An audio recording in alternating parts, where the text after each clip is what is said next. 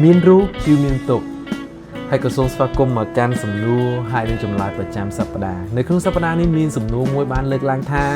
មនុស្សគ្រប់គ្នាដែលមានរូបកាយគឺមានទុកតើទុកនោះតើព្រះជាអ្នកបង្កើតមែនដែរឬទេហើយវាហាក់បីដូចជាថាមនុស្សយើងគ្រប់គ្នាដែលមានរូបកាយហើយមានទុកហើយអ្នកដែលបង្កើតទុកនោះគួរតែត្រូវទទួលខុសត្រូវចំពោះរឿងទាំងអស់នោះហើយទោះបីជាយ៉ាងណាក៏ដោយតាមទស្សនៈរបស់គ្រីស្ទបរិស័ទព្រះមិនមែនជាអ្នកបង្កើតទុកនោះទេផ្ទុយទៅវិញការរងទុកបានចូលមកក្នុងពិភពលោកនេះដោយសារតែអំពើបាបរបស់មនុស្សឆន្ទៈសេរីនិងផលវិបាកនៃពិភពលោកដែលពោពេញទៅដោយការបែកបាក់ហើយមានដឹងទេថាអំពើបាបវាបានបំផ្លាញរូបកាយដ៏ល្អឥតខ្ចោះ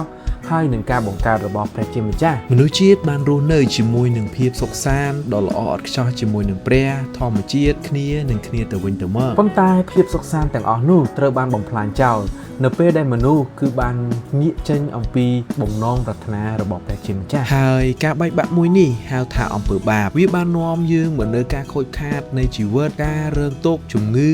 និងសេចក្តីស្លាប់រូបកាយរបស់មនុស្សដែលព្រះបានបង្កើតតាំងពីដំបូងគឺមិនមែនបង្កើតសម្រាប់ឲ្យរើងទុក្ខនោះទេរាងកាយមួយនេះត្រូវបានរចនាឡើងឲ្យរឹងមាំហើយនឹងជីវិតដ៏អស្ចារ្យទុក្ខឬក៏ទុក្ខលំបាកមួយនេះវាកើតឡើងដោយសារតែឆន្ទៈសេរីដែលប្រើខុសនឹងការបែកបាក់នៃពិភពលោកហើយប្រសិនបើក្នុងកលៈទេសៈនេះបងប្អូនកំពុងតែជួបទុក្ខលំបាកវាមិនមែនជាទីបញ្ចប់នៃរឿងនេះទេព្រះកំពុងតែដឹកនាំមនុស្សឆ្ពោះទៅកាន់ការបង្កើតថ្មីដោយគ្មានការឈឺចាប់ហើយនឹងគ្មានការស្លាប់វាមិនគ្រាន់តែជីវិតមួយដែលរួចផុតពីទុក្ខប៉ុណ្ណោះទេប៉ុន្តែជាការស្ដារឡើងវិញនៅជីវិតមួយដែលពោពេញទៅដោយអត្ថន័យដែលមានពោពេញទៅដោយសន្តិភាពដែលមានពោពេញទៅដោយអំណរហើយព្រះអាចកែប្រែការរងទុក្ខលំបាកទាំងអស់នោះឲ្យមកជារឿងល្អបានខណៈពេលដែលការទទួលស្គាល់ការពិតនៃការរងទុក្ខហើយនៅក្នុងព្រះគម្ពីរបានចែងថាព្រះយេស៊ូវគ្រីស្ទបានរងទុក្ខជំនួសយើងគឺដោយសារតែព្រះជាម្ចាស់បានស្រឡាញ់ទ្រង់បានស៊ូទ្រាំជាមួយនឹងទុក្ខលំបាកព្រោះចង់ឲ្យយើងទទួលបានជីវិតមួយដែលពោពេញទៅដោយជីវិតថ្មីការផ្លាស់ប្ដូរហើយនឹងភាពសុខសាន្តដែលព្រះជាម្ចាស់នឹងមានគម្រោងសម្រាប់ប្រទានមកកាន់យើងហើយប្រសិនបើជីវិតរបស់អ្នកកំពុងតែជួបទុក្ខលំបាកនោះមិនមែនជាទីបញ្ចប់នៃរឿងនេះទេពីព្រោះតែទុក្ខលំបាកវានឹងបង្រៀនយើងឲ្យស្គាល់អំពី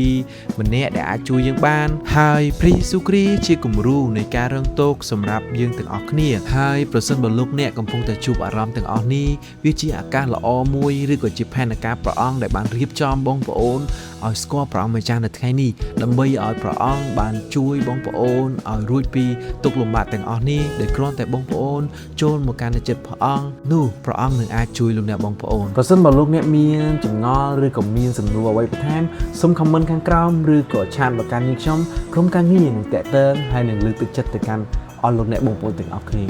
សូមអរគុណសូមព្រះប្រទានពរ